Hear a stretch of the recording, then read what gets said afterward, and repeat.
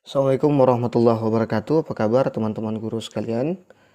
Pada video kali ini kita akan melanjutkan soal pembahasan P3K, di mana pada video kali ini kita membahas soal sosial kultural ya.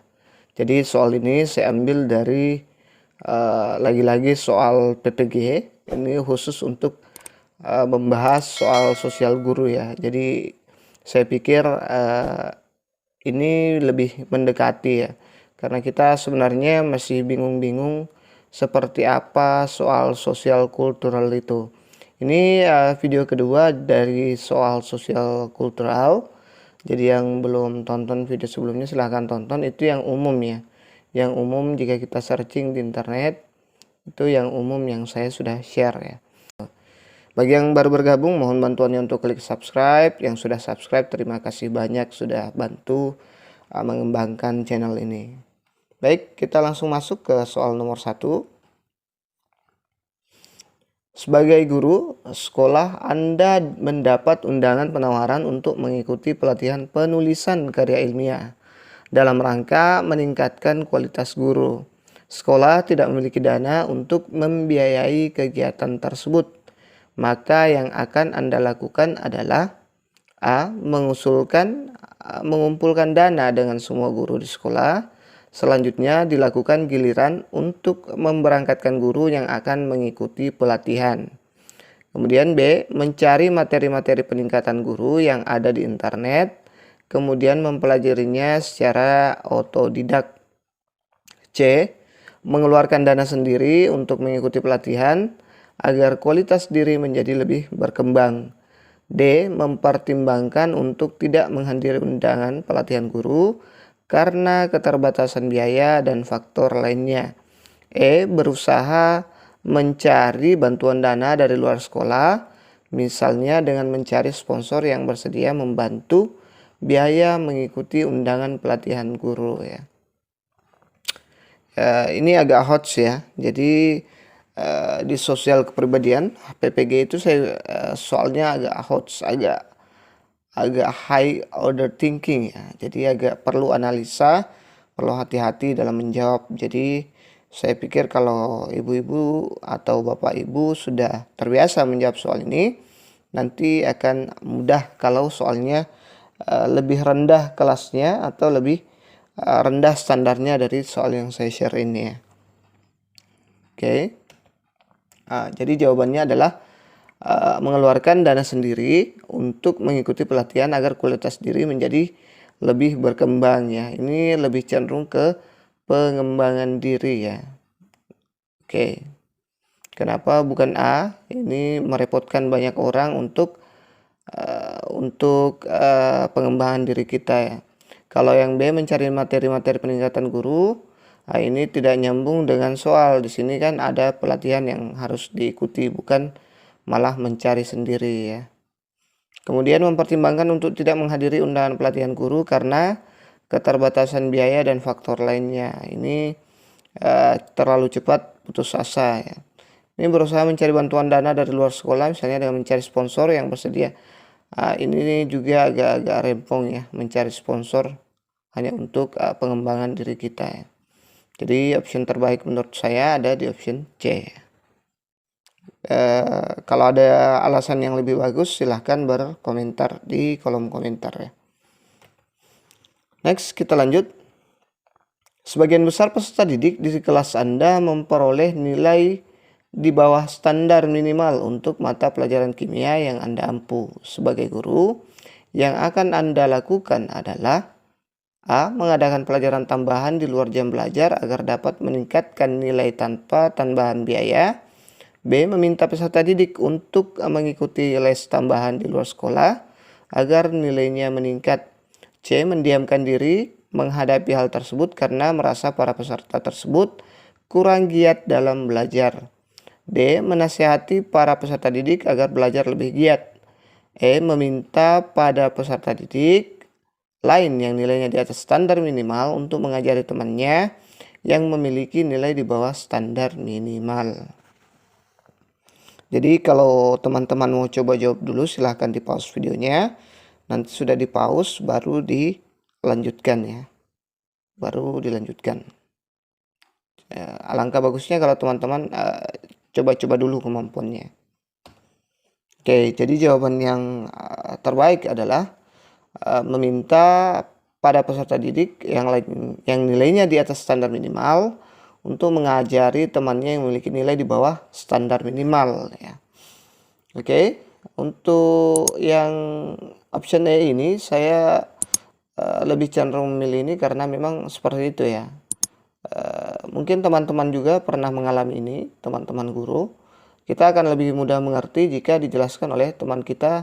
Terkadang kita akan lebih mudah mengerti jika dijelaskan oleh teman kita dibanding guru ya. Kadang seperti itu. Oke. Nah, ini mendiamkan diri kurang bagus ya. Karena merasa para peserta didik tersebut kurang giat. Ini menyalahkan siswa ya. Kalau yang B meminta peserta didik tersebut itu les tambahan di luar sekolah. Ini membebankan lagi untuk siswa. Belum tentu siswa mempunyai kemampuan finansial yang sama ya. Ya, ini juga bagus ya. Setelah ini saya pikir ini bagus. Tapi hanya sebatas menasihati itu kurang bagus tanpa ada tindak lanjut ya. Oke, kita lanjut ke soal berikutnya. Salah satu teman yang berprofesi sebagai guru selalu memberikan penugasan mandiri pada peserta didik. Guru tersebut juga jarang masuk kelas. Banyak peserta didik mengeluhkan hal tersebut. Maka yang Anda lakukan saat menjumpai situasi tersebut adalah A. Memberikan usulan kepada kepala sekolah agar guru bersedia untuk mengajar secara rutin. B. Memilih diam melihat hal tersebut karena merasa segan bila mau mengingatkan.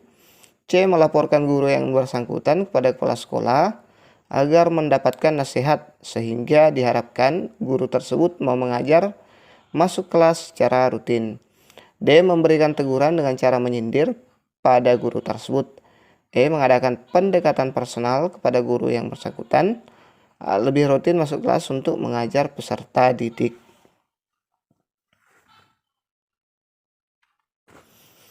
Oke, jadi jawabannya adalah melaporkan guru yang bersangkutan kepada sekolah agar mendapatkan nasihat sehingga diharapkan guru tersebut mau mengajar masuk kelas secara rutin ya.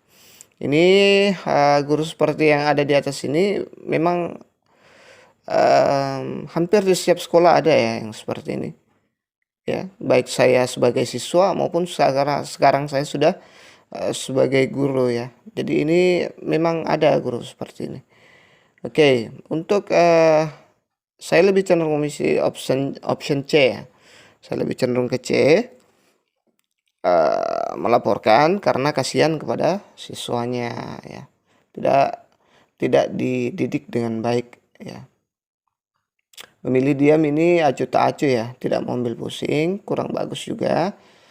Ini memberikan untuk bersedia mengajar secara rutin. Nah, ini memberikan usulan kepada sekolah agar guru bersedia untuk mengajar secara rutin. Nah, ini saya kurang paham guru siapa yang dimaksud ya.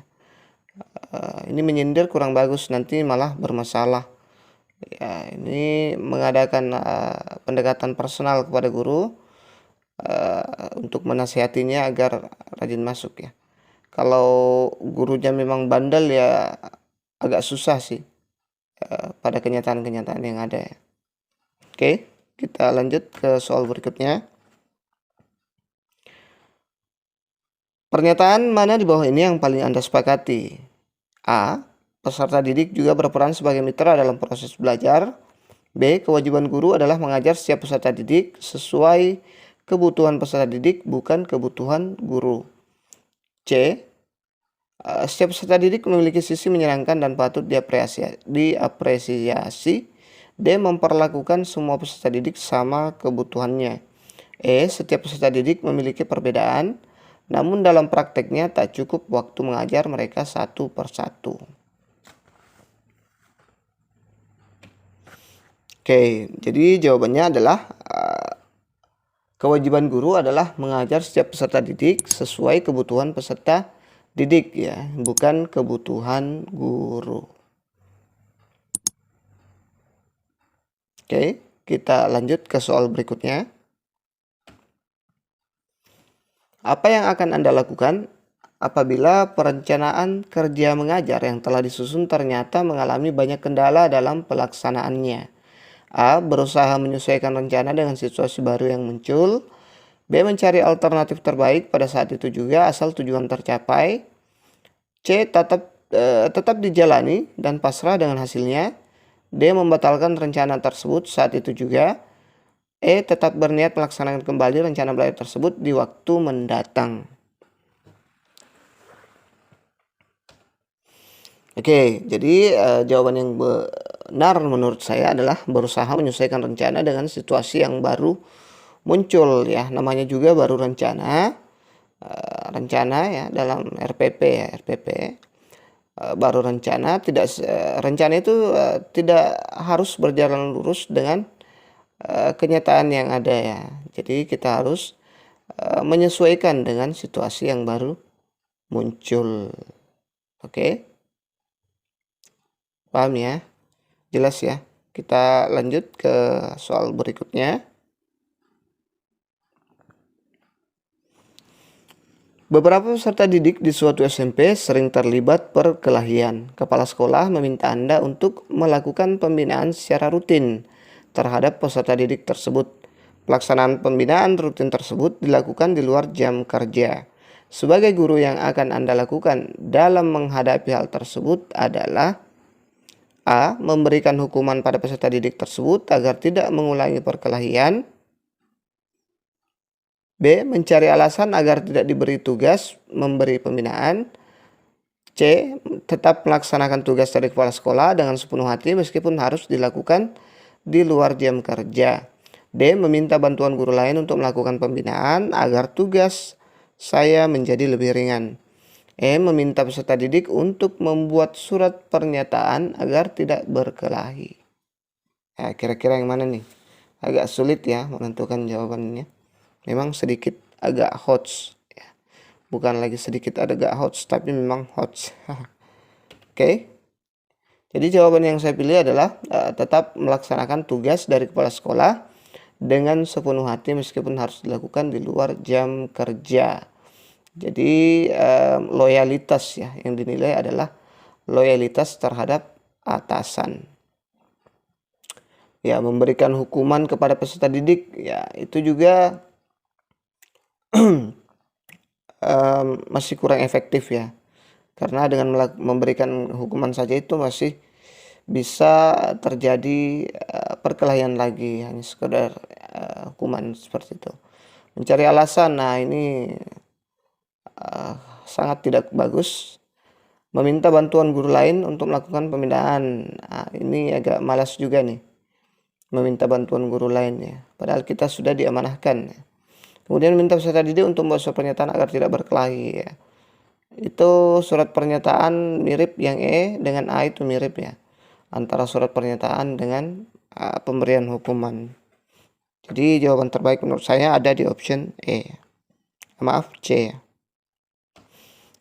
Oke, kita lanjut. Pernyataan di bawah ini yang paling sesuai menggambarkan keadaan Anda saat ini adalah A. Memiliki kesetiaan pada keputusan yang telah diambil. B. Tetap bersemangat untuk berbagi pengetahuan dengan peserta didik sekalipun sedang menghadapi masalah pribadi yang berat. C. Menyukai kebersamaan dengan orang lain. D. Fokus pada apa yang akan dicapai di masa mendatang dan bukan hal yang telah terjadi. E. Terpaku pada rencana pengajaran sesuai alokasi waktu. Ya, pernyataan di bawah ini yang paling sesuai menggambarkan keadaan Anda saat ini. Meskipun menggambarkan soalnya ini menggambarkan keadaan Anda saat ini, tapi di dalam soal ini itu sebenarnya ada poin-poin tertentu ya. Ada poin-poin jawaban yang paling bagus. Jadi jangan terjebak dengan keadaan Anda saat ini ya. Paham? Jadi kita harus pintar-pintar menilai atau memilih jawaban terbaik. Jangan terjebak di sini ya. Kalau misalnya keadaan Anda saat ini lagi malas, lagi banyak masalah, itu hasilnya akan buruk nanti di jawabannya. Oke, Jadi yang saya pilih adalah fokus pada apa yang akan dicapai di masa mendatang dan bukan hal yang telah terjadi. Jadi kita harus fokus ke depannya. Ini memiliki kesetiaan pada setiap keputusan yang telah diambil. Ini bagus juga. Kemudian tetap bersemangat untuk berbagi, ya ini juga bagus. Menyukai kebersamaan dengan orang lain, bagus juga. Terpaku pada rencana mengajarkan sesuai alokasi waktu, ini juga bagus ya. Tapi menurut saya yang terbaik adalah yang ini, yang D ini. Fokus pada apa yang akan dicapai di masa mendatang dan bukan hal yang telah terjadi. Ini dia berpandangan jauh ke depannya, tidak terpaku atau tidak di situ-situ saja. Oke, jika punya pendapat lain silahkan berkomentar ya. Kita sharing saja di sini. Oke, lanjut. Apabila hubungan guru dan peserta didik harmonis, maka peserta didik dapat mengembangkan dirinya secara bebas tanpa tekanan. Menurut pengalaman Anda, keadaan tersebut dapat dicapai ketika Anda memposisikan diri sebagai A. Negosiator, B. Mentor, C. Advisor, D. Fasilitator, E. Evaluator. Jadi jawabannya adalah kita di sini sebagai fasilitator ya. Jadi kita hanya memfasilitasi siswa. Jadi siswa tidak merasa tertekan. Kalau evaluator itu banyak tekanan ya. Advisor juga sering nasihati, sering marah-marah, dia juga akan tertekan. Di mentoring terus, dia akan juga merasa tertekan. Negosiator, jadi negosiator itu dia lebih cenderung untuk bernegosiasi dengan siswa, tapi kurang bagus juga karena negosiasinya itu agak, kadang kata bernegosiasi itu punya aturan-aturan tersendiri ya. Jadi yang terbaik menurut saya ada di option D, yaitu dia sebagai fasilitator. Next, seorang peserta didik seringkali datang terlambat ke sekolah, bahkan lebih dari 30 menit setelah bel sekolah berbunyi. Maka dengan keadaan ini, tindakan yang Anda lakukan sebagai wali kelasnya adalah A. Menasihatinya langsung, B. Memintanya menyampaikan alasan dan pembelaan, C. Memintanya berjanji kalau ia tidak akan lagi datang terlambat ke sekolah, D. Menyampaikan ke pihak sekolah agar peserta didik yang terlambat tersebut dikenai sanksi sesuai aturan sekolah, E. Melaporkan ke orang tua. Oke, jadi agak hot optionnya, perlu analisa yang tinggi. Oke, jawab dulu, pause dulu kalau mau jawab. Oke, jadi menasehatinya langsung ya.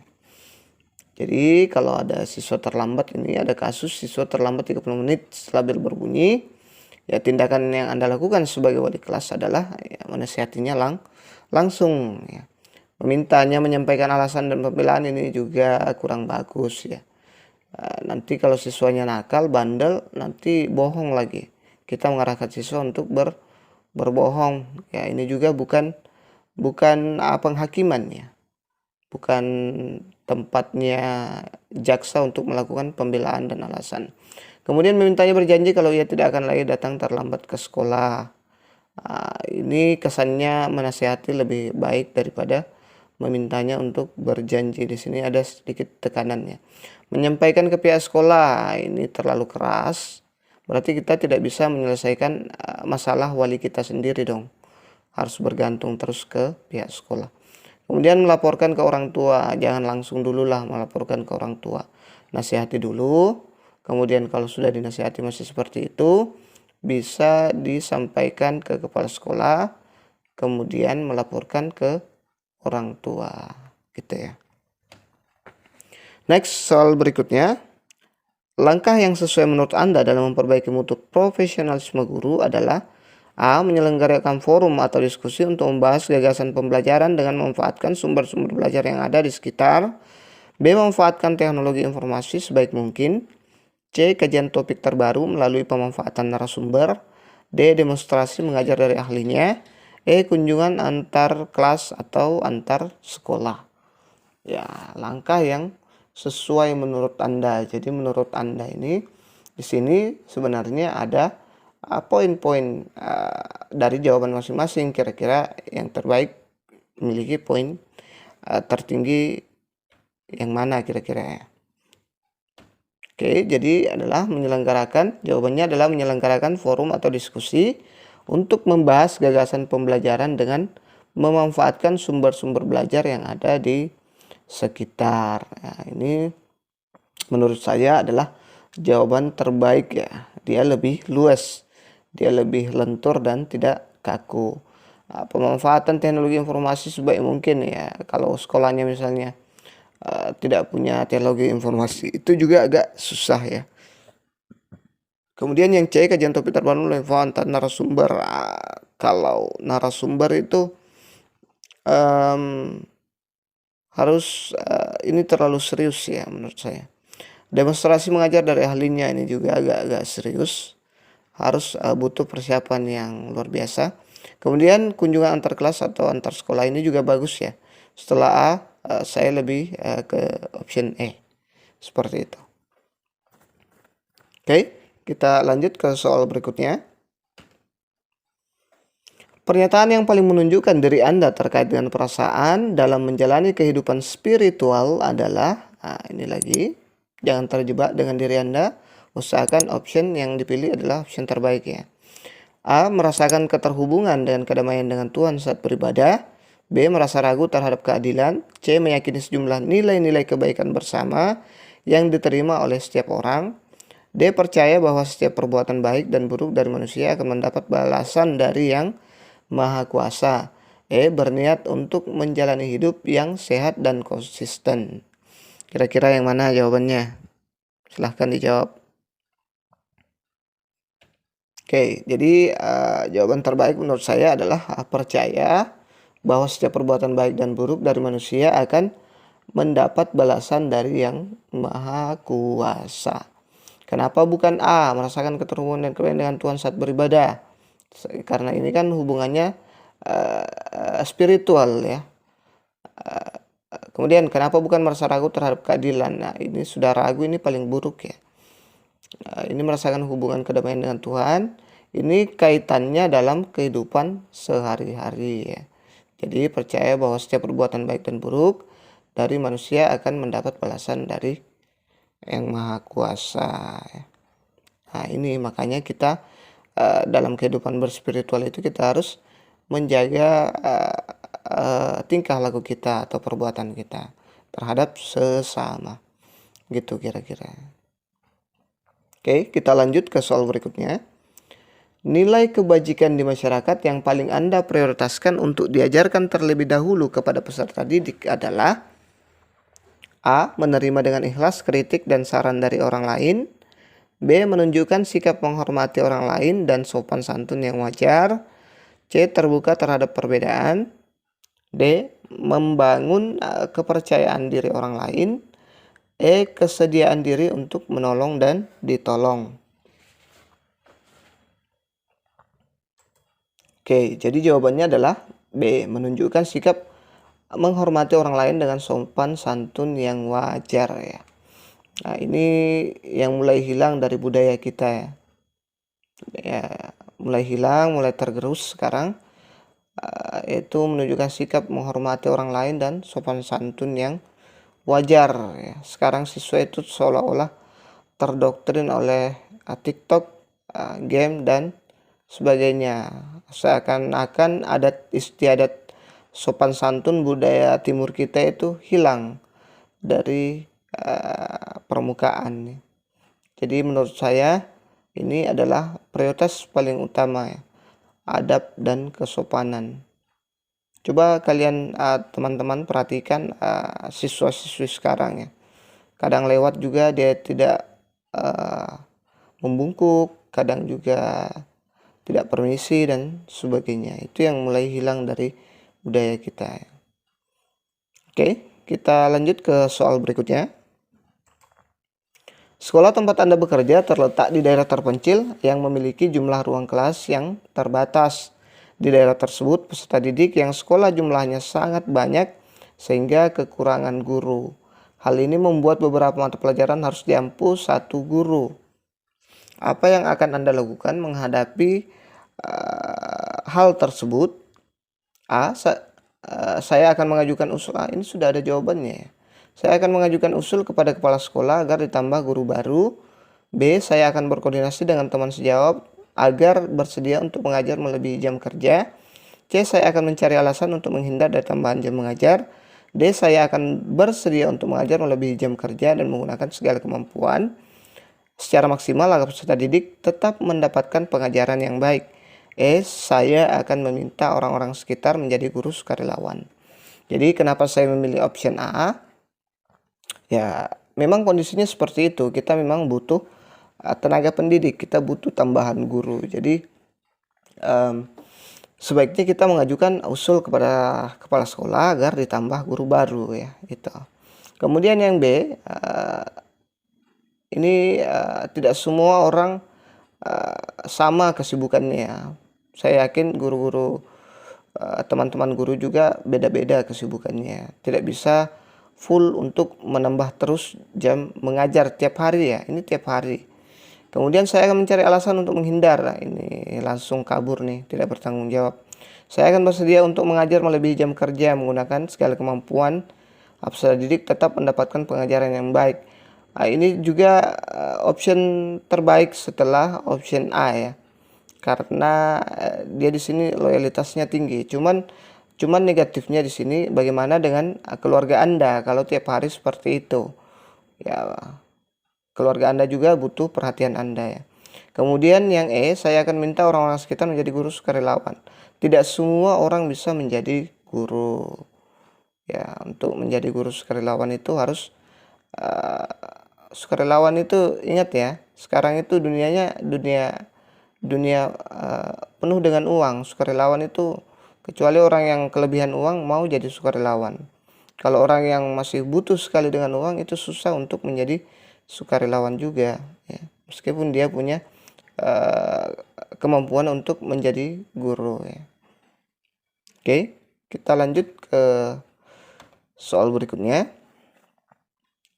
Teman sejawat Anda memiliki anak SD sehingga setiap pagi harus mengantar anak berangkat sekolah terlebih dahulu.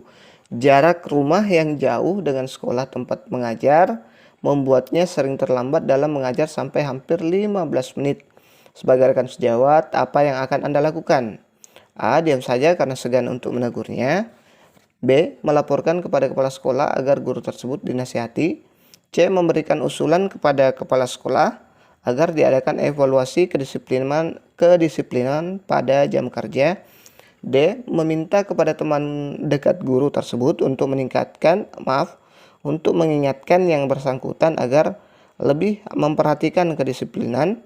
E. Melakukan pendekatan secara personal kepada teman sejawat tersebut dan memberikan alternatif solusi agar lebih dapat mengelola waktu. Kira-kira jawabannya yang mana?